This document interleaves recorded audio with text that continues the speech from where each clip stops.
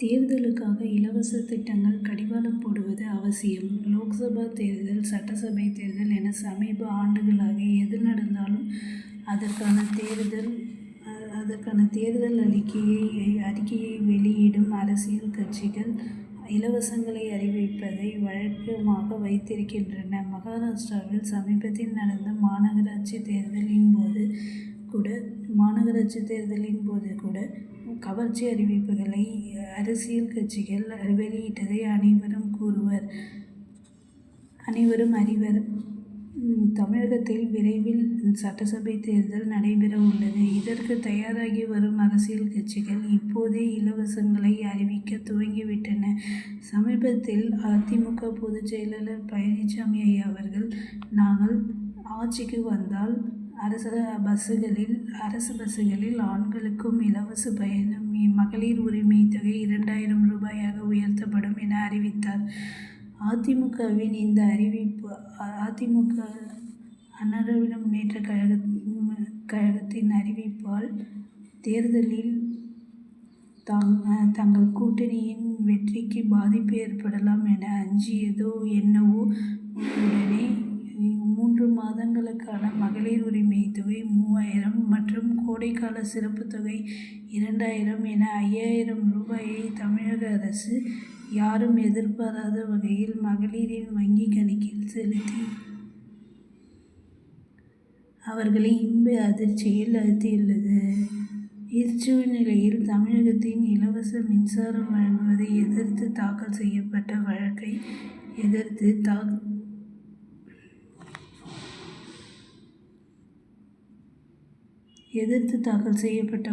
விசாரித்த உச்சநீதிமன்றம், தேர்தல் சமயத்தில் இலவச திட்டங்களை அறிவித்து தாராளமாக செலவு செய்வதும், வளர்ச்சி பணிக்கு மக்களின் வரி பணத்தை செலவிடாமல் இலவசங்களுக்காக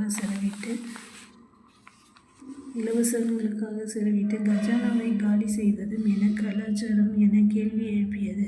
அது மட்டுமன்றி, சம்பளம் வழங்குவது, இலவசங்களுக்காக பணத்தை வாரி இறைப்பது என 2 வேலைகளை மட்டுமே அரசு செய்தால் இது சரியாக இருக்குமா? இலவசங்களை வாரி வழங்கிக் கொண்டே இருந்தால் மக்கள் வேலை செய்வாரா? மாநிலத்தின் கடன் அதிகரித்து பொருளாதார வளர்ச்சி தடைபடாதா என்றும் விமர்சித்து, உச்சநீதிமன்றத்தின் இந்த கேள்விகள் சரியானவையே என்பதை நாட்டின் நலனில் அக்கறையுள்ள பலரும் ஒப்புக்கொள்வர். தமிழகத்தில் இலவசங்களை வாரி வழங்கி வருவதால் மாநிலத்தின் கடன் சுமை 9.52 லட்சம் கோடி ரூபாயை தாண்டிவிட்டது. தேர்தல் நேரத்தில் ஓட்டுக்கு பணம் கொடுக்கும் கலாச்சாரம் சமீப ஆண்டுகளாக அதிகரித்து வருகிறது. பணம் கொடுக்கும் கட்சிக்கு ஓட்டு என்ற மனநிலைக்கு மக்கள் மாறி வரும் சூழலில் இலவசங்களை அறிவிப்பதும் தொடர்ச்சியாக அரங்கேறி வருகிறது.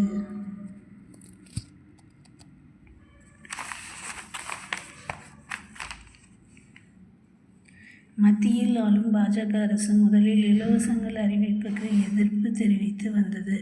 ஆனால் சில மாநிலங்களில் நடைபெற்ற சட்டசபை தேர்தலின் போது காங்கிரஸ் உள்ளிட்ட பல கட்சிகள் வெளியிட்ட இலவச அறிவிப்புகளால் அந்த கட்சியும் தன்னை மாற்றிக்கொண்டது.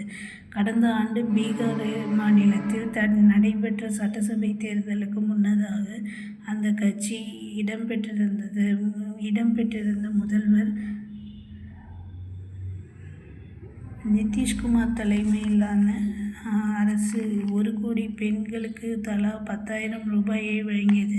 சில மாநில அரசுகள் இலவசங்களுக்காக மட்டும் ஒரு ஆண்டில் மாநிலத்தின் மொத்த உள்நாட்டு உற்பத்தியில் குறிப்பிட்ட சதவீதம் வரை செலவிடுவதாக சில புள்ளி விவரங்கள் தெரிவிக்கின்றன. இதனால் கல்வி, பொது சுகாதாரம், உள்கட்டமைப்பு மேம்பாடு போன்றவற்றுக்கு செலவிடுவது குறைகிறது. எனவே இலவசங்கள் அறிவிப்பு விஷயத்தில் மாநில அரசுகளுக்கு உச்சநீதிமன்றம் போன்ற அரசியல் சாசன அமைப்புகள் கடிவாளம் போட வேண்டும் என்பது மக்கள் பலரின் எதிர்பார்ப்பாக உள்ளது.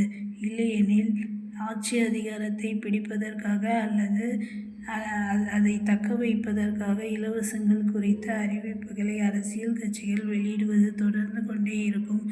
மொத்தத்தில் இலவசங்கள் என்பது ஏழை குடும்பங்களை இலக்காக கொண்டு செயல்படுத்தப்பட வேண்டும். மேலும் மாணவர்களுக்கு சிறந்த கல்வி வழங்கவும் சுகாதார திட்டங்களுக்காகவும் பயன்படுத்தப்பட வேண்டும். அத்துடன் இலவசங்கள் தொடர்பான தேர்தல் முறையிலும் சீர்திருத்தங்கள் கொண்டு வருவது அவசியம். இந்த கட்டுரை தினமலர் நாளிதழிலிருந்து எடுத்திருந்தேன். அதுதான் இப்போ வாசித்தேன். நன்றி ஃப்ரெண்ட்ஸ்.